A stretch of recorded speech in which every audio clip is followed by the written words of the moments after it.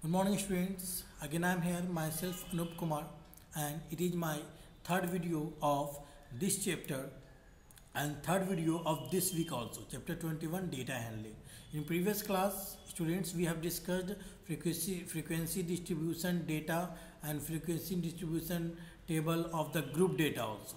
Now students, today what we will discuss? Today we will discuss about introduction of pictograph and bar graph, how to draw pictograph, how to draw bar graph, and how to answer the question related to pictograph and bar graph. So let's start the class here. Okay, now so you can see here the first question I am going to write at first, and it is related to at first introduction. Let's see.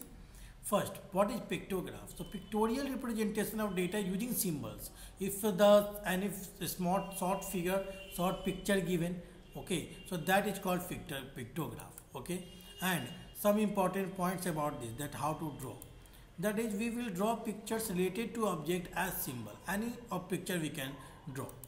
Okay, we have to take some scale to show one picture. Okay, it means what? If one car you are drawing, it means the one car means you can take 10 cars, 20 cars, like that also, because if the data is given that it is 100 cars, then there is no need to draw 100 cars. Okay, you can take and you can assume it. Now the third one, draw the picture and write the given data in tabular form.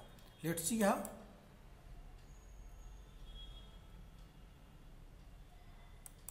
Now, so students, here you can see the question is that read the given pictograph. Here pictograph is already given. We have to answer the question. You can see this pictograph. You can see here, this is the car. You can see that here what is taken. That one car has taken as 100 cars. It means for one car we will count it as 100 cars. Okay, and the half we can take it by half of 100, that is the 50 cars. Okay dear. Now some question is there. You can see this is the data of data collection of July, August and September. The cards sent by a card seller, okay, in the month of July, August and September. Now the question is that how many cards were produced in the month of July. Let's see. July, one card represented 100 cards, so 100 plus 100, 200, and it is half, it means 250 only. So we can say number of cards produced in July is equal to 250. Now the second question is, in which month were maximum number of cards produced? In which month? You can see the number of cards is in September. So we can say only that maximum number of cards were produced in September. 400 we can say. Now the third one, find the total numbers of cards produced in these 3 months. In July we can say 250, in August 300, in September 400. Let's add all these. Then we will get total 950 cars were produced in all these 3 months. Okay, so this is the pictorial representation of the data here. Okay, now let's move to the next point, bar graph.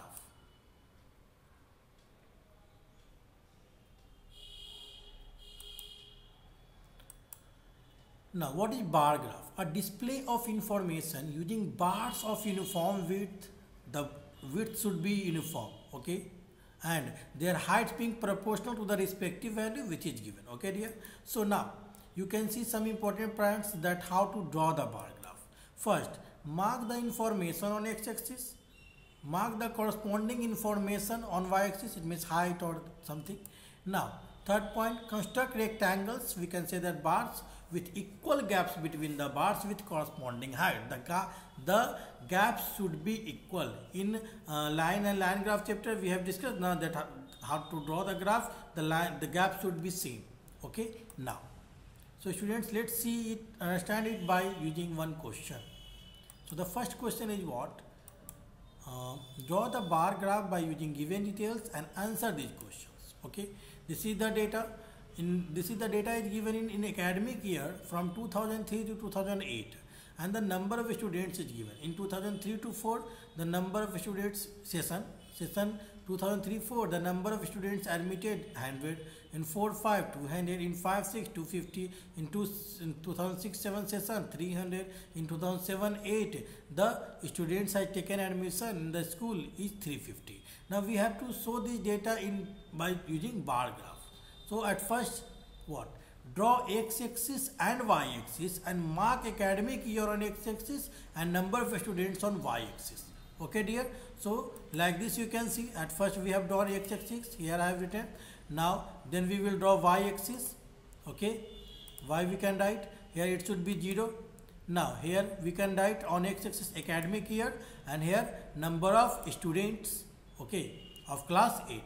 Now students, after that what we will do, mark scale on y-axis as 1 unit is equal to 50 students. On y-axis, because you can see 100, 200, all are the multiple of 50. So we can take 50. So at first we can take 50 here, then again one gap, 100, then 150, then 200, then 250, then 300, then 350. Okay, like that we have taken the value. After that in 2003-4 the number of students is 100. So at first here we can say draw the bars. Now we have to draw the bars. At first in 2003-4 you can see the number of students in 2003-4 is 100. It means up to here we have to draw the graph. Draw. Now in 2004-5, in 2004-5 it is what? It will be 200. Okay, it will be 2004-5, it will be 200. Here you can see that I have left some gaps.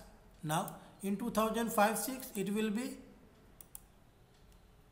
250. Now in 2006-7 300, it means up to here we can say by leaving one gap again. Now in 2007-8 it is 350. You can see here. So like this we can draw the bar graph. You can see the gaps are same. In between this gap, this gap, this gap, all gaps are same. So this is the bar graph here. Okay. Now students, we have to solve some questions related to this graph. First question is, what is the information given by the graph? We can say that this is what is the information? The bar graph gives the information of number of students of class 8 in different academic years. Okay. Now second, in which year the increase in the number of students maximum? You can see the gaps here, 50 only, 50 only, 50 only. But you can see the gap between those two. It means in 2004-5. The increase in the number of the students in maximum in 2004-5. Okay. Now, in which year is the number of students maximum?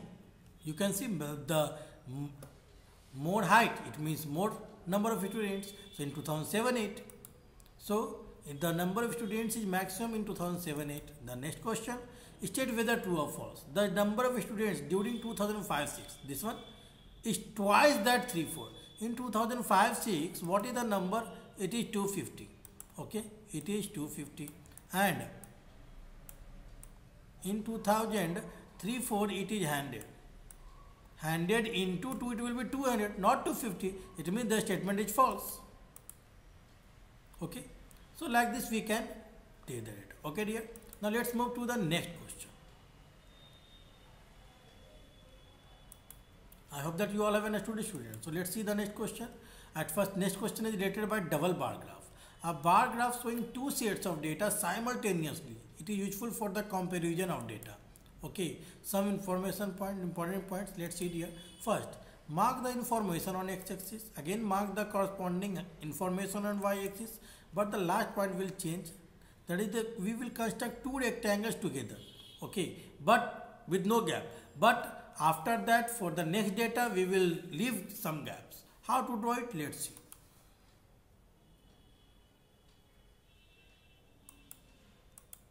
Now, read the graph and answer this question. You can see this is the graph. Okay, this is the double graph here. Okay, you can see one gap, then two gaps are equal. Two bars together we can draw. Then again gap, two bars together. Again one gap, two bars together. Again one gap, two bars together. And it is what? The white, it means the blank bar shows the marks of the students in 2005-6, and the shaded bar shows marks of the students in 2006-7. Okay. Now, first, what is the information given by the double bar graph? It is the, you can see here written what marks obtained by a student. It means marks obtained by student in different years and different subject. Okay. So the double bar graph gives the information of marks obtained by a student in different subject. Okay. Now the second question, in which subject has the performance improved the most? So you can see in 5, 6, the maximum increased. It is only few increase here, few increase, few decrease here equal. Okay, so here it is the most increase. So it means in in maths. Okay, now C number, in which subject has the performance deteriorated, matlab decreased. Okay, that is in English you can see that it is decreased. Okay, now in D, in which subject is the performance at par, it means equal. In Hindi you can see only this one. So like this we can read the graph. Okay dear. Now